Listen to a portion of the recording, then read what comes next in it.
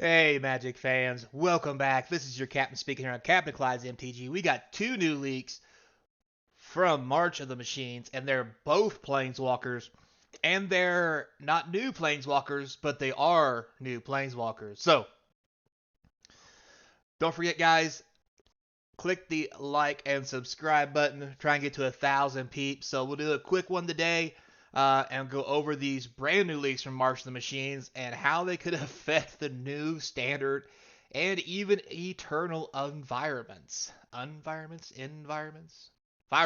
Anyway, start off with the first one we got yesterday, the Archangel Elspeth. That's right, 2 white and 2 for a 4 loyalty Planeswalker.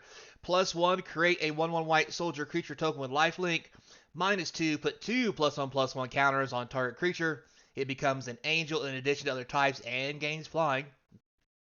And -6, return all non-land permanent cards with mana value 3 or less from the graveyard to the battlefield. So this is pretty amazing. To give you guys a little background on this, if you've been watching the story lore, Elspeth stopped Jace from blowing up the world tree because it may destroy the multiverses using the Sylex. So she planeswalked away somewhere when the Sylex went off, perceivingly killing her. However, we all know that didn't work with Urza. And after a quick story log, Elspeth was reborn with, we don't have a lot of details on just yet, as the Archangel that she is. Because we all, if you guys remember, we found out that Elspeth might originally have been from New Capenna, and there was talk of her being an angel from that set, just like Gladia was, or Gladia, whatever her name was, that white chick that they saved. And it was really in everybody's mind, and apparently it was a thing. I'm kind of glad it was. As much as I loved Elspeth and thought she was a pretty cool planeswalker, I thought she needed more. She wasn't powerful enough. She's really got the shit end of the stick for most of her storyline in her life. So this is a cool thing for me to see, and I'm glad of it. And if you look, you'll notice here her sword looks a lot like the weapon that she took from um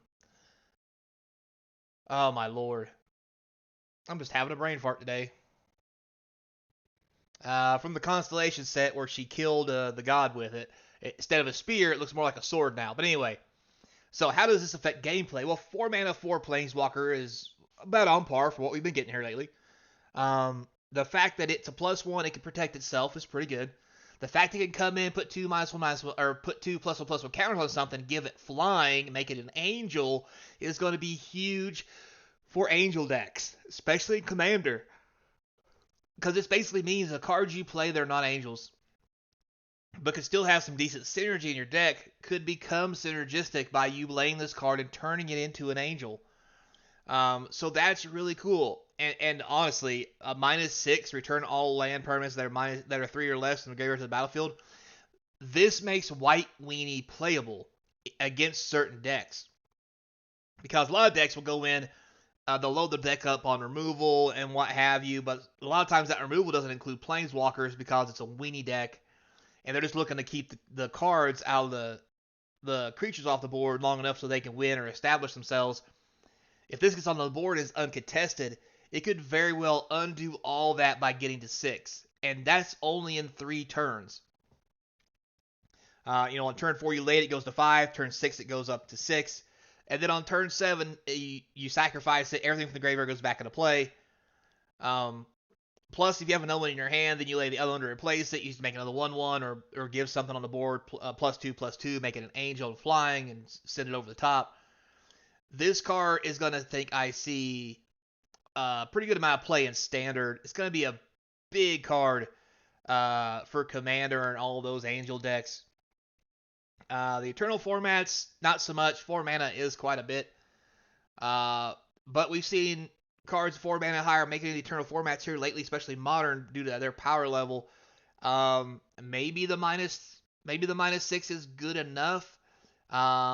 We'd have to see how many decks it could actually prosper from. Most of those decks, though, that want to play out of their graveyard don't have permanents that stay in there. Normally they're sorceries or instants or what have you. And normally they're some kind of combo style deck that want to keep firing off, so they normally get exiled once it goes to the graveyard. So that might not be the best thing, but I think this is good cards, good flavor, and I do like it. It seems pretty balanced and it seems to be actually okay. Because remember, back in the day, for 2 more mana, Elspeth used to make 3/1/1s, and then make them all 3/3 with flying and vigilance and all kinds of other silly nonsense -6. So this is probably a fixed Elspeth, just like the old one. Now, we had another good one come out, and this is the one I'm really happy about. And honestly excited to see what it does to the format, because it's either going to be pretty neat, or what I think, it's going to be busted. And that is none other than Wrenn and Realmbreaker. That's right. I haven't got a chance to go through all the lore yet, and I missed this one yesterday, apparently. Wrenn and Realmbreaker have fused into a Planeswalker. Now, those of you who don't know, there's Wrenn and 6. 6 was a tree. Wrenn was the actual Dryad Planeswalker. And apparently Wrenn can form itself into trees as a Dryad, and they become one, i.e. the name Wrenn and something. So this is Wrenn and Realmbreaker, and this thing is crazy good. So for 2 green and 1, you get a 4 loyalty Planeswalker, already amazing, that has a static ability. Lands you control, add 1 mana of any color. This thing is a Chromatic Lantern on a Planeswalker. And that's already nuts. Now, for +1, up to 1 target land you control becomes a 3/3 elemental creature token with vigilance, hexproof, and haste. Until your next turn, it's still a land. So it's unkillable unless you block it. -2, you get to mill 3 cards. You may put a permanent card from among the milled cards into your hand. That is also bonkers. Nothing like looking through the top 3 cards of your deck, taking 1, putting the rest in the graveyard. Those kind of effects have been widely popular in lots of decks. And this is just going to be another way to do it. And then you got the Coup de Gracie. -7. You get an emblem with, you may play lands and cast permanent spells from your graveyard. That is absurd. This is going to be a huge card in Commander. Every Commander player is going to want this.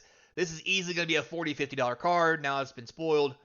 And I don't see why it wouldn't even be more than that. This is like Shieldred level of just nastiness on a Planeswalker. And I'm going to be honest with you. Shieldred's like $70. So's, Elish Norn, what have you, $50. And those are creatures that are easier to kill than a Planeswalker. This card is just absurd. In Standard, you literally can play a green anything deck and just use your lands to beat the hell out of somebody with this on turn 3 if you protect this. You could play, normally we talk about white-blue control, black-blue control. This could easily be blue-green control because your Planeswalker will kill them in the matter of 7 turns. And after 3 or 4 turns, if you suddenly can't get through anymore, you just -7 and start casting dumb stuff from your graveyard over and over and over, or recycling your lands, which your lands are probably going to be things that destroy their lands, turn into creatures, or any other kinds of shenanigans. Now, in Eternal formats, this thing's also absurd because being able to mana fix your land is amazing. The fact that, again, just to mill 3 cards, there's a lot of things that want to put things into the graveyard. Not to mention the ability to play spells and permanents from the graveyard. It's only 3 mana. I think this has lots of possibility for Eternal formats. And then finally, Commander. If you're playing green into Commander and this isn't in your deck, I don't know what you're doing with your life. Because one of these in your deck is an extra Chromatic Lantern. Plus, you can make creatures with it. Because notice that says it's a land till next turn. So, you can block with it. Again, mill 3 cards, put 1 in your hand. You have a 100-card deck. What do you care? And plus, you get to search. And if you play a -7 off of this bad boy, you are just going to run away with the game. Because you'll be playing everything over and over and over. from your graveyard. Because notice it says it doesn't say anything about when you cast something from your graveyard, if it goes back to the graveyard, that it goes away. Most cards have that effect. This card does not. This card says cast it from your graveyard. So you take a creature, put it into play from your graveyard, and you cast it. Let's say someone kills it. Well, guess what? You're just going to play it again the next chance you get. And if it's something with flash, you're just going to put it into play, put it into play, put it into play, put it into play, put it into play.